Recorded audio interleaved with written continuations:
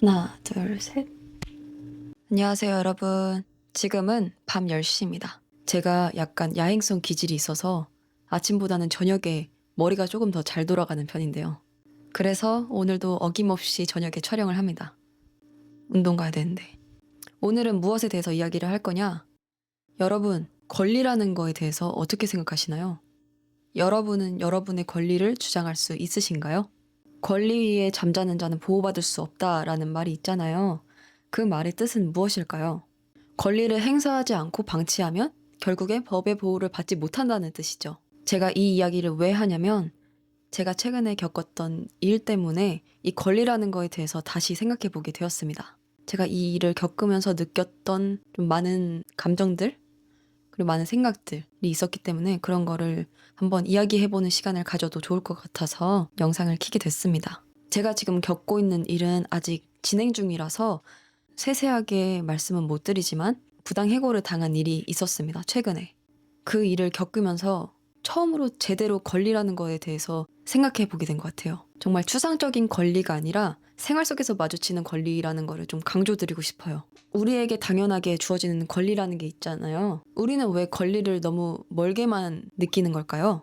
권리는 보통 이런 이미지잖아요. 법조인, 법의 세계, 나와는 다른 이미지, 다른 세계, 상관없는 세계. 하지만 실제로는 노동계약서, 근무시간, 해고 통보 한 줄, 학생의 평가 기준, 성적 처리. 여기서 제가 강조해드리고 싶은 건 권리는 위급할 때 갑자기 생겨나는 게 아니라 평소에 내가 알고 있는 것만큼 작동한다는 것입니다. 살아가면서 부당한 일을 당할 수 있는 거는 사실이죠. 그건 누구한테나 다 가능성이 있는 거예요.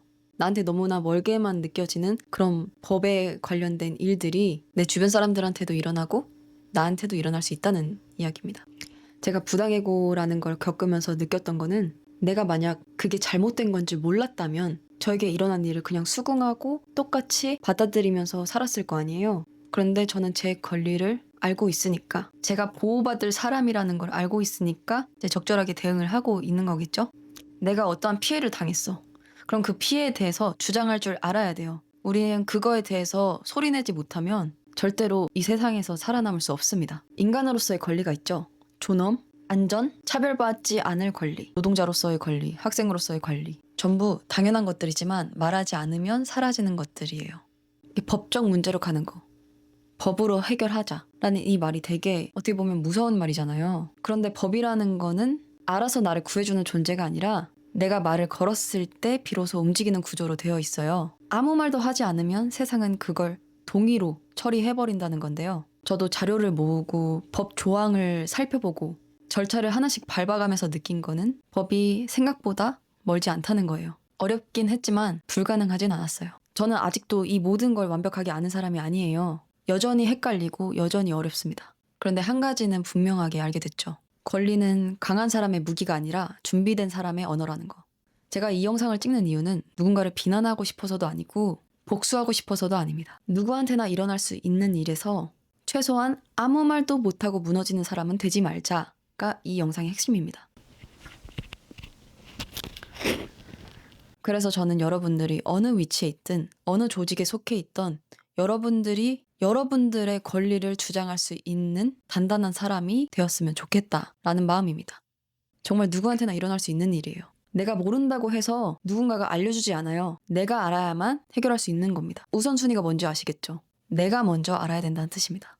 그리고 꼭 기록해두세요. 저에게 지금 현재 일어난 일은 남들이 보기에는 별건 아닌 문제라고 이야기할 수도 있지만 저는 감정적으로 생각했을 때는 괘씸했고요. 이성적으로 판단했을 때는 해결해야 할 문제라고 생각했습니다. 절대 그냥 넘어갈 수가 없었어요. 이 문제가 완벽하게 해결이 되지 않더라도 내가 뒷받칠 만한 근거를 가지고 이야기할 수 있는 것, 그 태도가 중요하다고 생각했습니다. 제가 이걸 그냥 넘어가면 앞으로도 그런 일은 또 일어날 거예요. 제가 아닌 또 다른 누군가에게. 그래서 그거에 대해서 좀 단단히 일러두고 싶었다라고나 할까요? 누구에게나 보호받을 권리는 있습니다. 그 권리를 잊지 마세요. 내 뜻을 올곧게, 올바르게, 강하게 펼칠 수 있는 사람이 되세요. 저는 그러려고 노력 중입니다.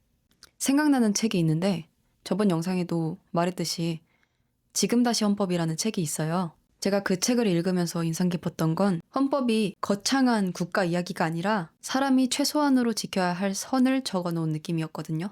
헌법은 위에서 내려다보는 글이 아니라 바닥에 있는 사람을 끌어올리기 위해 존재하는 문장들이더라고요. 그걸 읽으면서 법이 나를 통제하는 게 아니라 내가 최소한으로 무너지지 않게 받쳐주는 구조일 수도 있겠다라는 생각이 들었어요. 오늘 이야기는 여기까지 하겠습니다. 이건 정답도 아니고 어떤 교훈도 아니고 그냥 조금 늦게 배운 사람의 기록입니다. 시청해주셔서 감사합니다. 좋은 밤 되세요.